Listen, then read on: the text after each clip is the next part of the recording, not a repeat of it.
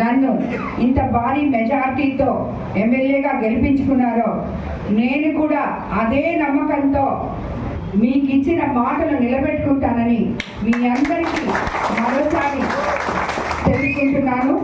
అదేవిధంగా మనమందరం మన ముఖ్యమంత్రి వర్యులు శ్రీ నారా చంద్రబాబు నాయుడు గారి మీద నమ్మకంతో ఏ విధంగా అయితే 164 సీట్లతో అత్యంత భారీ మెజారిటీతో మన బీజేపీ నాయకులు, జన సైనికులు, తెలుగుదేశం నాయకులు పడ్డ కష్టం, కార్యకర్తల కష్టం, ప్రజల కష్టం ఇది.